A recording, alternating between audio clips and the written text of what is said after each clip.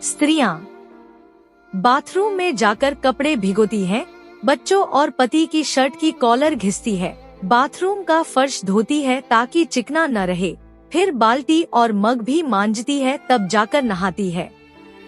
और तुम कहते हो कि स्त्रियां नहाने में कितनी देर लगाती हैं।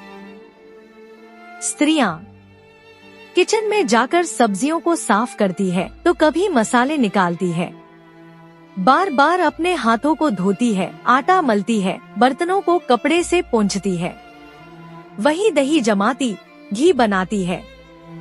और तुम कहते हो खाने में कितनी देर लगेगी। स्त्रियां बाजार जाती है, एक एक सामान को ठहराती है, अच्छी सब्जियों फलों को छांटती है, पैसे बचाने के चक्कर में पैदल चल देती है, भीड़ में दुकान को तलाशती है। और तुम कहते हो कि इतनी देर से क्या ले रही थी। स्त्रियां बच्चों और पति के जाने के बाद चादर की सलवटें सुधारती है, सोफे के कुशन को ठीक करती है, सब्जियां फ्रीज में रखती है, कपड़े घड़ी प्रेस करती है, राशन जमाती है, पौधों में पानी डालती है, कमरे साफ करती है, बर्तन सामान जमाती है। और तुम कहते हो कि दिन भर से क्या कर रही थी।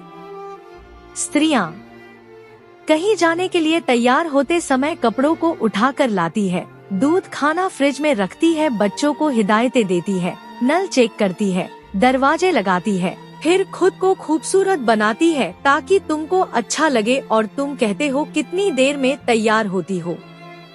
स्त्रियां बच्चों की पढ़ाई डिस्कस करती, खाना पूछती, घर का हिसाब बताती, रिश्ते नातों की हालचाल बताती, फीस बिल याद दिलाती और तुम कह देते कि कितना बोलती हो। स्त्रियां दिन भर काम करके थोड़ा दर्द तुमसे बांट देती है, मायके की कभी याद आने पर दुखी होती है, बच्चों के नंबर कम आने पर परेशान होती है, थोड़े से आंसू अपने आप आ जाते हैं। मायके में ससुराल का सम्मान, ससुराल में मायके की बात को रखने के लिए कुछ बातें बनाती। और तुम कहते हो कि स्त्रियां कितनी नाटकबाज होती है। सचमुच में स्त्रियां किसी भी घर के लिए कितना कुछ करती हैं। एक धर्म पत्नी को यूं ही नहीं अर्धांगिनी माना गया है, सनातन धर्म में पूजनीय रखा गया है। एक विवाहित स्त्री एक समय में 2 हाथ होने के बावजूद कई कार्यों को एक साथ कर सकती है। अतः प्रत्येक स्त्री में कई रूप समाहित होते हैं। स्त्रियों का सम्मान सर्वोपरि है क्योंकि वह धरातल पर मानव के अस्तित्व का आधार है। अगर आपको हमारी कहानियाँ मनोरंजक लगती हैं तो कृपया लाइक करके सब्सक्राइब जरूर करें ताकि आपको हमेशा प्रेरणादायक कहानी मिल सके।